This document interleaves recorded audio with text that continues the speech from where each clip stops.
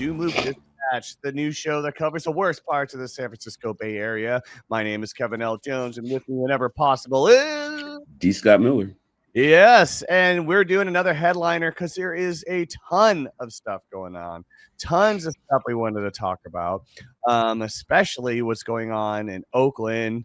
We have, a whole bunch of political nonsense, media getting involved. Let's just start off with that. First off, let's start off with the homeless abatement policy or encampment abatement policy. Encampment abatement policy, yeah. Yeah, which is so messed up now that I know why it's called that now, because it used to be the encampment management policy, and they wanted to make it an abatement policy, which means they just shouldn't exist, know? Just push it all out, which is all, that is Ken Houston and Jenkins chief staff, Patricia Brooks, are basically pushing this policy that truly the whole goal of it is to move homeless encampments, even if there's no shelter beds available, which is so screwed up. Yep. I'm glad that the pump and the brakes on that, and they're also thinking about maybe putting it back at management as opposed to abatement. That is something that's also on the roster. Yep. But Jenkins pushed it back to January because there's just too much public outcry against it. And I think that what he's hoping to do is just wait for things to die down and kind of like sneaking in through the back door. I don't know exactly why they're so committed to it, considering how much the public has actually said, like, they don't want this. Nobody in Oakland wants this. Brooks is actually a closeted MAGA who actually went to the inauguration of Trump. Oh, I didn't know that. Yeah. She went to Trump's inauguration. She also and Jenkins, he seems to be somebody who's just kind of like working for the NAACP or something, because it just doesn't make any, overall, generally speaking, it doesn't make any sense why this is even still on the roster at all. It doesn't make any sense. Yeah, well, I wonder how much Houston is getting from real estate developers and stuff like that, because he's the one that's really kind of taking this on, and he's the one who's trying to claim that he represents East Oakland. This is what the people want. No, I don't think the people of East Oakland want you being this cruel and just throwing away people's possessions just because they're piling up and pushing them from one spot to another. That's the most disturbing thing. It's like, without even requiring to provide shelter beds, these people, the people being pushed out of this encampments have nowhere to go. Well, also the other thing is that it's been discovered that if they actually do initiate Houston's plan, it's going to cost the city of Oakland $20 million. Yeah, I thought it was even more than that, but no, I think it might be more. I think it might even be almost 40. But what I found ironic about that is that is exactly what happened with the recalls.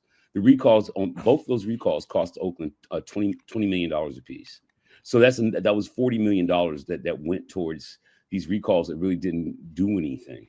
I think primarily, it's just like, it really is just, it doesn't make fiscal sense. If you're going to throw $20 million or $40 million into trying to do something about the situation for the people who are homeless, why don't you just go ahead and make shelters? Why don't you just go ahead and do that with that money instead of pretty much just throwing it away, pushing people from one area to another? It just doesn't, it's just not feasible to me. It just doesn't sound like a good plan. Yeah. And then also, it sounds like too, it's threatening federal money, which is so crazy too. Even in the Trump administration, there's still these pockets of funding for helping the homeless, and the fact that they could, that's a lot of money the city could be using, especially with this kind of stuff. And they're but I do think it's just those real estate. I think, like we've talked about multiple times too, with Coinbase and Elon wanting to set up something in Oakland, I would not be surprised they're not giving that up. I think there's just this desire, to, and I'll say it, colonize Oakland, like really, because it is, I think they're thinking that because of the weather and the centralization of tech into the Bay Area, I think they think that it's just the best investment you can make right now, and they just want to exploit that. It's terrible. Yeah. Generally speaking, it's just like,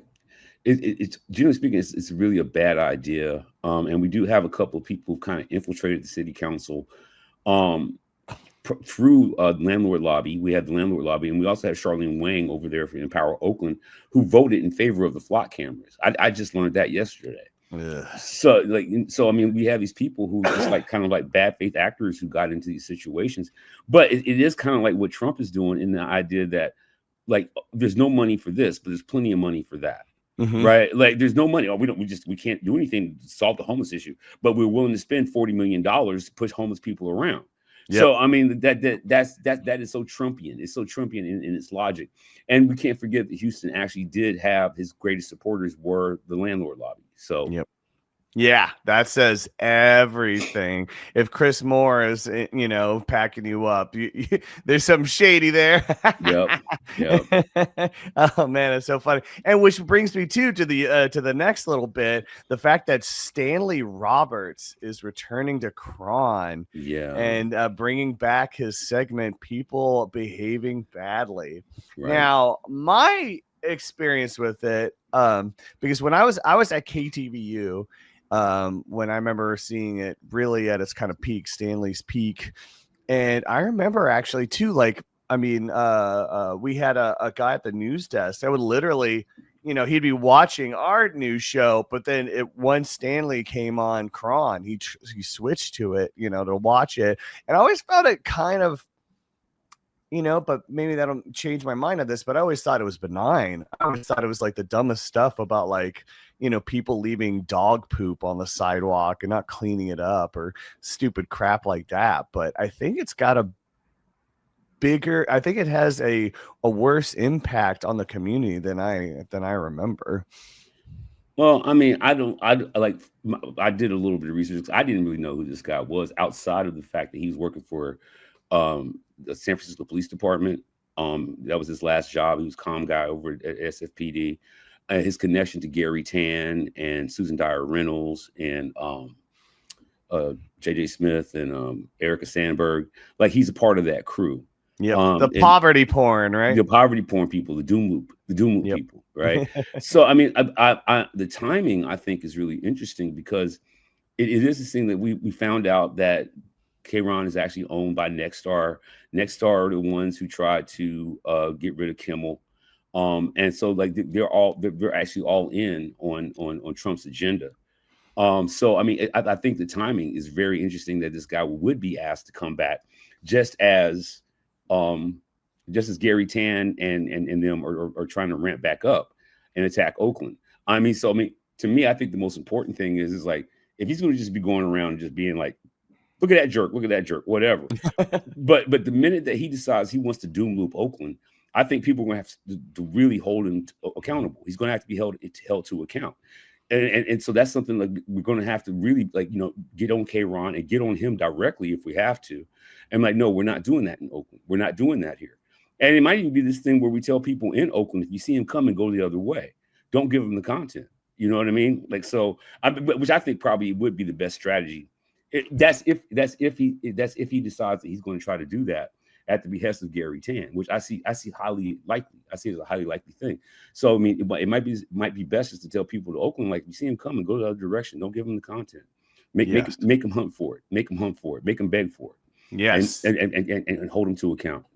But like I say, what I did notice is the other times it was stuff like he used to get cussed out all the time in San Francisco. I mean, people used to cuss him out all the time. Like, like you need to take your shit over there, buddy. I mean, like they used to happen to him all the time. So we'll have to. I think this is something that's troubling, but something that just needs to be monitored.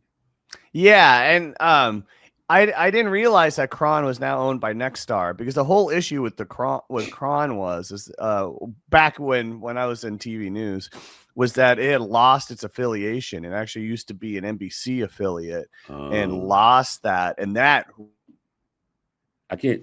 Oh, sorry. I accidentally hit the mute. That really hurt it. It actually it forced them to like really be exploitive. It forced the station to be the kind of the joke of the Bay Area. Like, it really didn't have the ratings because you could see how low the quality is once it lost that affiliate money. So they didn't, and they also too, they couldn't fill time with the packages that an affiliate would provide and stuff like that. So you really had content. Right. I remember they were the ones that really you would see around doing the one-man band thing, which means they would send a reporter all by himself to do, or his or herself to do, like, filming and everything. So you'd see these people, like, and honestly, like, the only other times or you would ever see this are like really small towns. And the Bay Area is a top 5 media market, and yet they're still having these guys go out and like set the camera up themselves and check everything. And that's just cheap. That's just so budget. So it's interesting. So if Nexstar is back, that means they can actually pay Stanley, because I think that's kind of why he left too, is they just couldn't keep him around anymore. But that I also too, I do think it has to do with what they want to cover, what their goals are now with the TV news. That's why we have the Betty Hughes and everything else. Like, it's really about, I mean, it really is to push a narrative. Don't be surprised. Exactly. Don't be surprised if we start seeing the retail crime theft happening again, and all these other old narratives that we know are BS, but they are a tool for these people to push something. And if Stanley Roberts was willing to work, and let's be real, if he was willing to do the same work as JJ Smith, going around areas in San Francisco and exploiting people at their worst moments, I'm not surprised he's going to continue to do something like this, which is provide propaganda and not the news. So then let's get into some kind of, I would say it's good news, the fact that Pamela Price is going to run for is running again for district attorney. Man. That's interesting. It's very interesting. I did not expect it at all. No, me neither. It caught me off guard. Absolutely off guard. I mean, it's really interesting. But and she says she's doing it because she feels, she has to be the one to step up against this Trump administration. And, and we all see it, though, the writing on the wall of how right wing everything's going, especially her replacement, Jones Dixon, has definitely proven to be, more pro cop, pro incarceration, and, also let cops off with getting away with whatever, and also too, like, as we went over with Kate Hallinan when she came on the show, the fact that Pamela Price was doing all this great work to find the racism and anti-Semitism and the jury process, back a few years ago, and trying to undo that, trying to help the people that, didn't get a fair shot. And let's be clear, we want the system to be as fair as possible.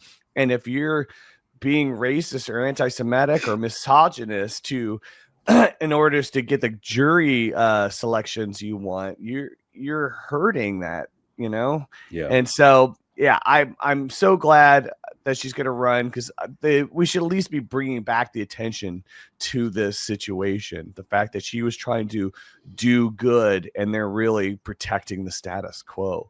Well, I mean, I think also what's interesting is like I mean, like, if you look at actually the internals of this whole thing, right? Like they make these special elections, but both Tao and Price were special election recalls. That means, and even when we were looking at the turnouts of the votes at the time, like, it was this thing where there was a media onslaught against both of them. The hills, not the flats. Everybody's talking about the flats, but it was something that was actually coming from the hills and then kind of like creeping into the flats, right? So, I mean, like, I think one of the things that she's already done that's already been helpful is that the minute that she announced her run, the Doomloop people actually like lost their minds. Susan Dyer Reynolds hopped on Twitter and this is disgraceful. And then Gary Tan, this is disgraceful. And all of them came out like immediately, right? So now this time through, like, nope, we didn't know when this was happening the first time, we didn't know how invested these people were, or in San Francisco were invested in recalling Pamela Price.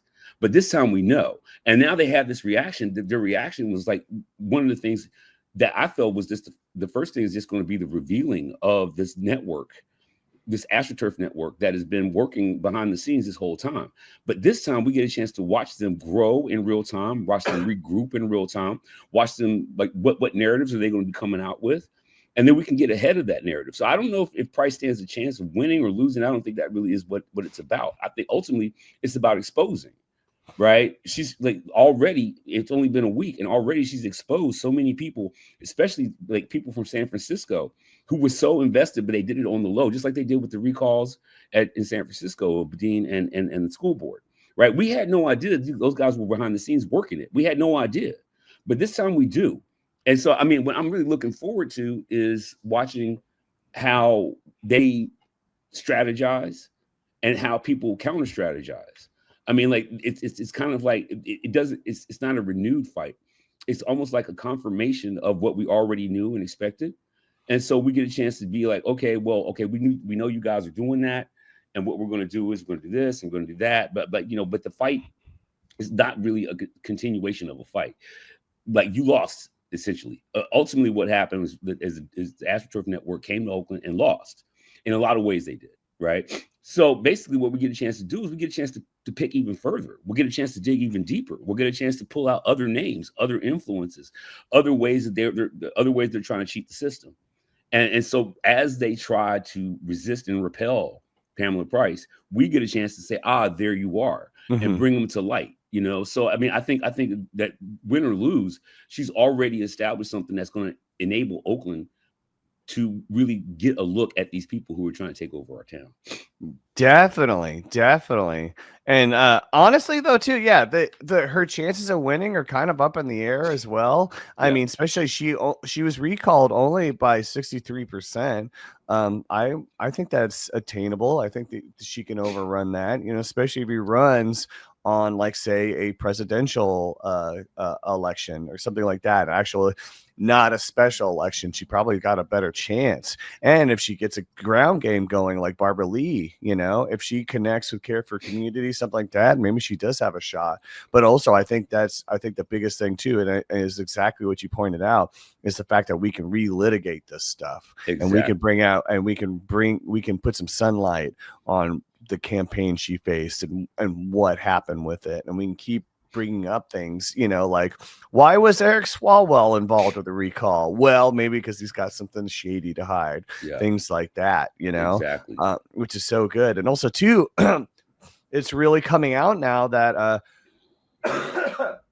how much the campaign, these recall campaigns were really based on shady stuff. A few days ago, they actually Oakland side ran a great story about Mario Juarez, basically the guy who's the key informant in the Sheng Tao case.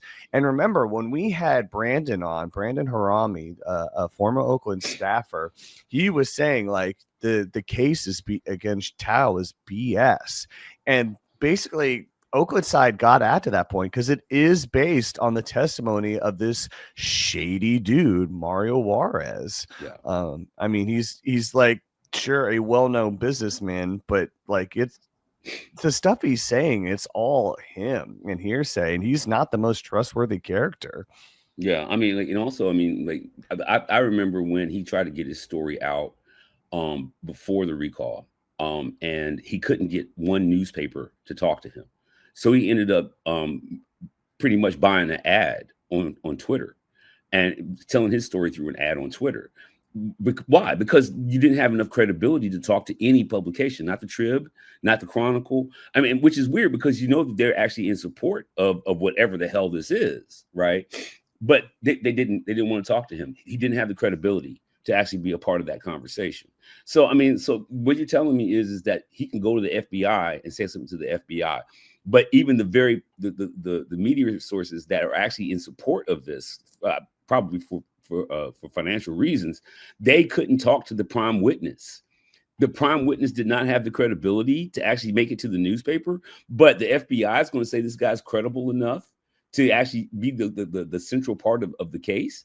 That right there already is kind of like, it says everything you need to know about Juarez. Like, so I mean, like I don't believe that what happened. And also there was also this conflation, because like it was not the Duongs, right? The reason why Qingdao's house got raided was because of Duong's paperwork or whatever inside of the house. But this thing is separate from that. It's absolutely separate.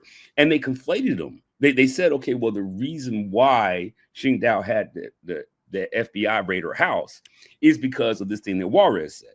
But that wasn't true. They're two separate things that they just conflated, right? The Chronicle conflated these two things. The Oakland Tribune, they conflated it. So like one has nothing to do with the other. And if the only thing you have is this guy who actually has gotten into gunfights and shit, if that's the only thing you have, well, what do you think the outcome is going to be? I personally, I'm asking, like, if that's your central witness, and the person that your central witness has absolutely no credibility at all, you shouldn't probably even done the case at all, right? So, I mean, I'm seeing that as an optimist. I'm being optimistic about that. Yeah, and I really like. I wanted to highlight too. Juarez is a known fraudster with a grudge. Now that is coming from the attorneys for David the Duongs, but still, it's already been established. You know, that's the thing. Yeah. And also, I mean, if you're buddies with Seneca Scott, that says a lot too. Well, I mean, I don't think this guy has any real buddies. I think he just has compatriots that people like. You know, he's just another operative in this chain of operatives. I don't think that they actually have any true allies. I do believe that he's more down with like Michael Schellenberger than anybody should be comfortable with. But I don't even think that he's just an employee. I don't think he has any friends. I think he's just somebody who gets employed. You know. Oh, totally. But still, like, you know, the fact that Seneca is cheering Mario on, yeah. That's to tell you something of where this is coming from for sure, you know? Yeah. Oh, man. I know I did want to get in a little bit about what's going on in San Francisco. Yeah. Because as expected, the family zoning plan did pass, and even though, you know, they couldn't, they ignored the amendments to protect rent controlled units and stuff like that. But I think the thing I wanted to talk about too was Alan Wong, the appointee, definitely did, you know, followed precedent, ignored his constituents, and voted with Mayor Lurie. And I think that probably has signed his signed, I wouldn't say his death warrant, but let's just say, like, I don't think his district is going to support him after something like that. Yeah. I mean, the whole idea of destroying rent control in San Francisco is anathema to everything. Lurie says one thing, and then he actually does the exact opposite. If you're going to be trying to keep San Francisco affordable, the last thing you want to do is destroy rent control properties. That's the last thing you want to do. So that you have no intention on doing that. You're going to continue to be the mayor for the billionaires, being a billionaire yourself. So you're just going to continue to just go along and play along with that game. And, you know, unfortunately, it's just kind of like, I mean, I hate saying this over and over again, but in a lot of ways, San Francisco is just too far gone. And I like, it's really going to take, I don't even know what's going to take, because, like, I don't think the residents of San Francisco actually understand just how incremental and painful and toxic the city government has been to the people. They see the city changing, but I think it's happening so slowly. It's like, you know, frog in the boiling water. Like they just don't see it because it's just happening so slowly. But I don't see any kind of like real like political progress taking place in San Francisco right now. I won't say it's regression. I would say it's more like stagnation. But if you allow that stagnation to stay, it's going to become toxic. It's going to become poison to the city. And I mean, but they didn't have a lot of good choices for mayor anyway. In the first place, they didn't have really a whole lot of good choices. Nobody wants to be mayor of San Francisco. Yeah, nobody. You know, so. I liked Peskin, but I knew he also had a rough time too. Yeah. But also, I mean, to me though, they talk about the housing crisis, affordability. This is going to make things worse. This is seriously they're already dealing with a serious homeless population. That's why they're banning on RVs parking, long-term IV parking, because seriously, that's what people were being pushed to. It's so expensive in the city, and they just want to push people out if they can't afford the rents and just to keep up the property. And this is going to make things worse. Like 20,000 units, and it's just because they're either single family homes or maybe 2 units, like a duplex or something. They want all that gone so they can exploit what's going on in the land and build up. I mean, that's the whole thing. Again, I will sing this to the skies. If you haven't read Broken City by Patrick Condon, which is all about how upzoning and housing policies and the commodification of housing affects city politics and your homeless issue and your affordability issues, please do it. It's a great sign, because a lot of these people want to push like what's going on in Austin or Minnesota and Minneapolis is some kind of good thing, but there's a lot they're not telling you. And I think the best example of what happens to cities that focus on just pleasing developers, you get Vancouver, which is, completely unaffordable.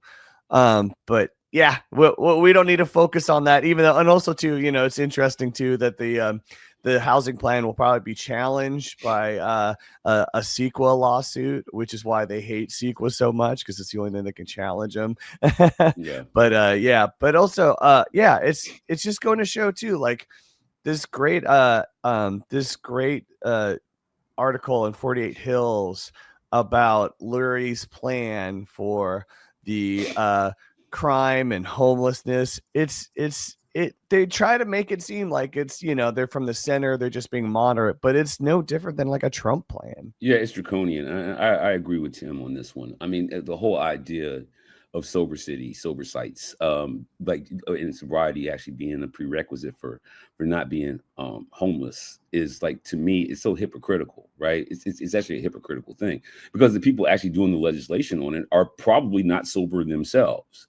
Right. So basically what we're dealing with is we're just dealing with this kind of hypocrisy that, is just so prominent. I mean, like you got people who are former drug addicts who had to struggle. What's his name? I'm trying to think of Dorsey, for example. He actually was having issues with substances, and he had to do the struggle. I doubt he did it through the Salvation Army sobriety plan. I sincerely doubt that. So, I mean, the thing is that how did you do it? Right? Because you had a home, and it's also true of Tom Wolfe. Like, how did you do it? Like, did you do it through a sobriety site? Did you do it that way? Or did you actually have the assistance of your money and your and your privilege to enable you to struggle and overcome? So, I mean, what you're trying to do is you're trying to impose programs on people that you yourself would never do. Yep. And that's just like, that's just some MAGA shit. It's just MAGA shit. Yep. It's the hypocrisy of MAGA. And to be honest about it, like, it's kind of like their luxury is to be hypocritical. Like, one of the ways that they prove their power is through their hypocrisy. So, I mean, it's difficult to be like, you're being hypocritical. They'll go, I know. And then and then you're just kind of like stuck with that. You're like, oh, so you know that you're actually being hypocritical? Yes, I'm absolutely 100% certain of it. And it's my right to be hypocritical. It's my right to be a hypocrite. Like, so, I mean, it's kind of like, I mean, and once again, I feel for people in San Francisco, especially, poor people who are homeless or close to it, people who are having substance issues. Like, San Francisco is not really trying to care for its people, right? And it's just going to get worse and worse and worse until it starts caring for its people. It's just good. And then what they do is they make conditions worse. Then they cry about the conditions they created. But you created the conditions of your city. You created it. Your legislation, your neglect did this. Yep. Right. And then you're going to turn around and say, oh, look at all this neglect. Well, who's doing the neglecting? The city is doing the neglecting. And so when you disenfranchise people, what do people have to turn to? People have to turn to drugs. But if people are on the verge of being homeless and they can't find work anywhere, hey, crime. You know what I mean? So basically what you're doing is you're creating the conditions that are causing the things you consider the problem of the city. Yep. You're doing that. You know what I mean? Like homes aren't affordable. there's no work outside of the tech industry. You guys put almost your entire GDP in AI, which has no return on investment and won't for at least the next 20 years or so. Right. And then you go, well, how come everybody's broke? And how come everybody's angry? And how come everybody's drunk? And how come there's so much crime going on? But what have you invested? What have you invested to make sure that doesn't happen? You haven't. So I mean, like that's what I mean. I mean, I think that San Francisco created this doom loop for itself. Yep. And I don't think they figured out a way to get out of it. They created this thing to show that their policies were like, you know, we're going to do this thing because look at everything that happened. But no, you guys made that happen so you could get in charge. And so now you're in charge and everything's shitty and you can't fix it. You created the situation. I mean, I'm just like, it's just like I say, San Francisco just it needs an overhaul, serious ass overhaul.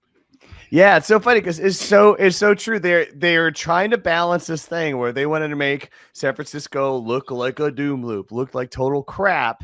And then once they're in charge, then they have to be like, no, it's all great now. You know, yeah. I think even Breed had to deal with that. And then also, too, now Lurie's having to deal with that. But his campaign, I mean, he's sending that money to PR. So he's getting more for his buck. But again, too, it's so clear what it is they're prioritizing their ideology over solutions. Yeah. Honestly, you should if you want to really, truly cure, you know, like decrease or stop the drug issues in San Francisco, you should put everything on the table. You shouldn't limit yourself to just one form, but there's a reason they want to do that, you know. I think it's twofold. I think there is these connections to the Salvation Army. You see that on the local board of the Salvation Army in San Francisco. It's techies, and it's like right-wing techies.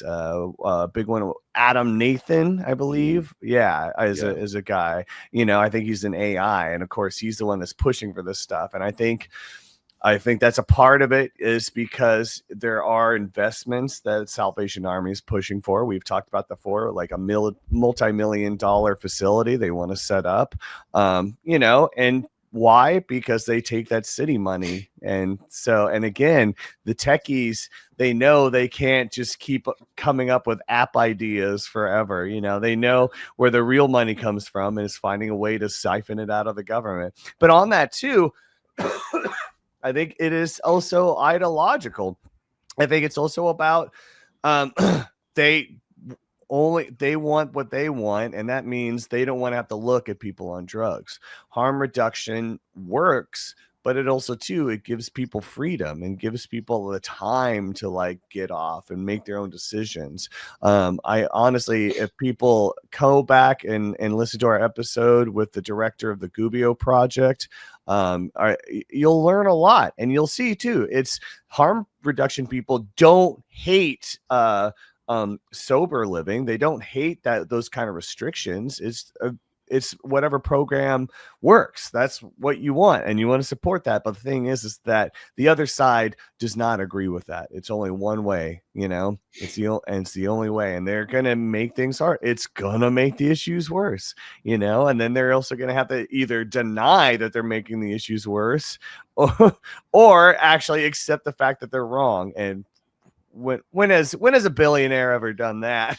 Yeah, well, I mean, and that's the other crazy part about it is just like, you know, the way that you like, you know, you need to invest in infrastructure and you need to invest in the people. Like if you really want to turn this situation around in San Francisco, you're going to have to really start thinking about what dynamic were you pulling together, what demographic are you trying to serve, and what demographic are you neglecting. Right. I mean, like I use this stat a lot because it just reflects so much. But I mean, San Francisco Black population when I first moved here in the early 90s was somewhere between 15 and 13%. Now it's down to 2 or 3%. Now that right there, it should have been a canary in the coal mine a long time ago, because basically that you're doing a serious white supremacist practices. You made it impossible for Black people to get work in San Francisco. Right. You just like decided, OK, we're not going to hire Black people anymore. And so what happens? Black people move away. But what else does that mean? It also means that other disenfranchised and minority and marginalized groups are going to follow suit. And instead of realizing that you're bleeding labor, right? You're bleeding it. You're bleeding support. You're bleeding it. Instead of like, it's saying, okay, we're losing people, which is essentially what it was. We're losing people, right? But instead, what you did was, it's like you said, okay, well, no, we're just going to go and cater to another group of people in Kansas, and then they'll come and they'll fill in these spaces. That's not what happened. You know, so I mean, and like I say, once again, it's this kind of thing. If you're not prepared to invest in infrastructure, you're not prepared to invest in the people, how is the city supposed to improve? If you're not going to be putting public housing out there, if you're not going to try to improve public schools, if you're going to continue to let like the majority of Black people in San Francisco have, like, you know, are in the prison, they're in jails, they're in your jail. We've known that stat since forever, right? But if you have no intention on trying to change that structure, who's going to come and want to invest? Who's going to, like, especially when you start talking about international people who are actually cosmopolitan. Your city looks like a cosmopolitan place, but it functions like a little small backwater town. So I mean, you know, like I say, that's something that San Francisco's gonna have to deal with. I mean, I used to work at Virgin Megastore. I've said that before, but during that time, tourism was the thing. The downtown used to be streaming with people like every weekend. It's not like that anymore. And it's like they're afraid of money. It's like they're afraid of real money. And like, so I mean, like instead you're going to keep going to these billionaires who come in, like you give them a tax break, then they leave. Then another billionaire comes in, you give him a tax break, then he leaves. I mean, and like Facebook did it, Twitter has done it, Uber did it. Like, you know what I mean? It's just like, but how about something sustainable? Like the people. Why don't you invest in the people? Let's see how that works.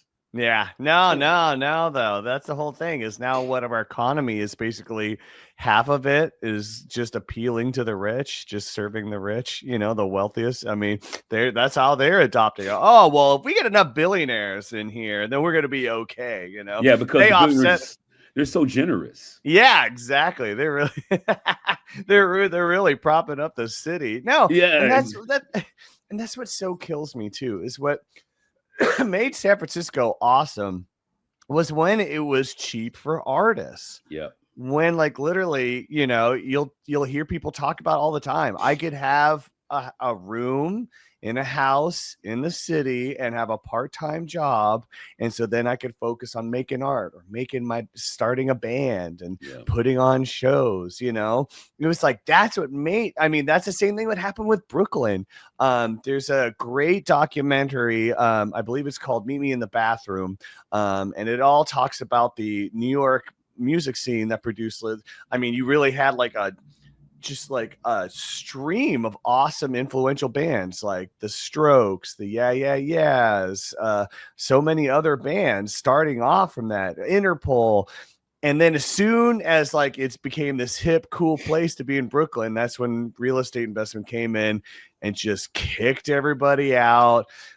Built, you know, rents went up, skyrocketed up, and then now you don't hear anything going on in Brooklyn, you know, or at least you're not producing that, you know, You're not having that kind of impact. Like, I'm not here. I am in the music world. I am following it all the time. I'm not hearing about bands coming from Brooklyn. What I am hearing about is bands coming out of Philadelphia, Baltimore, Pittsburgh, and the Midwest, honestly. You know, the areas where, again, it's cheap for artists. That used to be San Francisco, and that's what made it awesome. It made it a little dangerous. I mean, if we wanted to get into Oakland and Ghost Town and the warehouse scene, I mean, especially talk to any artist that was participating in that, they were surprised Ghost Town didn't happen sooner.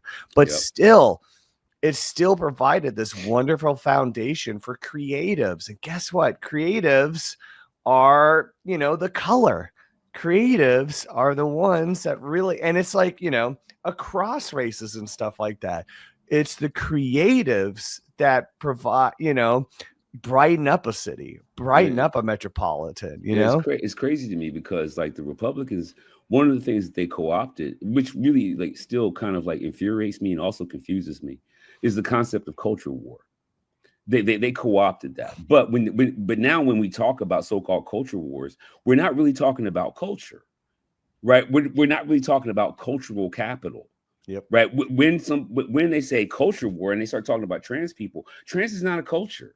No. Right. It's just like every time they say every time they use the word cultural war, they're using it inappropriately. And the thing is that cultural capital is capital.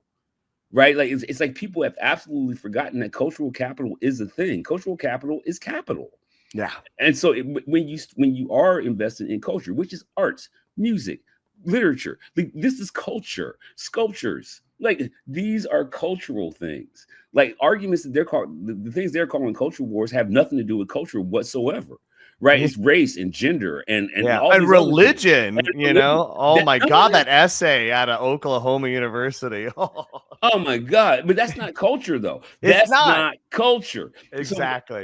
So if San Francisco really wanted to do something, they could actually just start investing again and trying to regain their cultural capital. Like what they've been doing is they've given up their reputation as a cultural as a place that produces culture. They've given that up. Yep. Right. But at the same time, they still are letting people come down and walk up and down Haight Street as if like that was culture. That was bands. That was art. That's culture. Yep. The food that we eat, the music that we listen to, even the clothes that we wear. These are all cultural things, you know. But the things that you guys are actually calling cultural wars aren't really cultural wars. You know what I want? I want a culture war. Yeah. I want a real one. I mean, like, look at what Trump did at the Kennedy Center. Look at what he did. Yeah. Right. Look at the people he's honoring at the Kennedy Center right now. Okay, let's have a culture war. You get your Kid Rock. You bring your Kid Rock over here, right? And let's have a culture war. Like, go ahead, bring like Cat Scratch Fever. Okay, Ted Nugent. Ted Nugent. Okay, you bring Ted Nugent and Scott Baio over here, and let's have a culture war. I'm so down. I'm down for a culture war with you guys. Let's both make some movies. Let's both make some music. Let's both make some food, right? And then let's sit down and see whose is better. Let's have a real culture war. Yeah. Go down. Yeah, I'll put up Paul Thomas Anderson against any, you know, right-wing director any day. You know? Go ahead. Come on, let's do it. Bring your Gary Sinise and we'll bring somebody and we'll just see how this goes. Let's have a real culture war. I'm so down. Yeah, totally. I know. That's a thing. And we could prove that. And we'll probably see it, you know. We'll probably even see it in California. You'll see some city that basically got all the people that were pushed out of Oakland and the Bay Area. I mean, maybe it'll be Antioch, maybe it'll be all the way down in Fresno, but you'll see some kind of music scene start up and that'll flower and that'll have a serious impact. Just like what you're seeing right now, what's coming out of Philadelphia and everywhere else. Like, you're gonna see, like, it's gonna happen because people like Ron Conway and Gary Tan and David Sachs don't know shit about art. They don't have culture. They don't have their culture is money, is greed. Right. Greed is not a culture, but they sure do live like it is. Right. I mean, I've noticed the same thing when. I mean, it's funny to me that ICE and the White House pages on Twitter, they love using rap music. Yep. Like, how can you be a white nationalist and then play 50 Cent? I mean, like, do you not see, like, you're losing the culture war. Like, right there is you losing the culture war. You have no music from your own culture, your MAGA culture. Why don't you play the music from your MAGA culture? Where's your Kid Rock? Why don't you play that? Like, they keep having the latest one, Sabrina Carpenter, right? Sabrina Carpenter's like, don't use my music, don't do it. Yeah. Right. But why? Because you don't have anybody on your side you're willing to play because they all suck. Yeah, it's true. Yeah, go out there and play Wang Dang Sweet Poontang when Trump comes out. Come on. Bomb bunch of Bob. Come on, man. So you got a homophobe. You got a homophobic community and they all dance to YMCA. Are you serious? It's so true.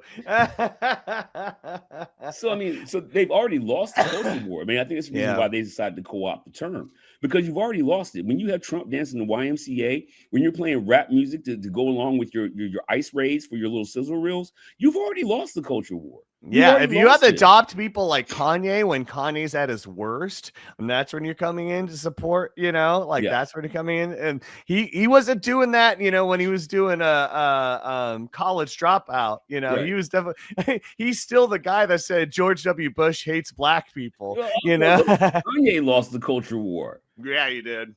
But I also think because he lost his mind, honestly. No, he lost his, but I think that a part of it is that his relevance was really, well, I've talked about this before, but a lot of what Kanye did was really, when it comes to hip hop, is transactional.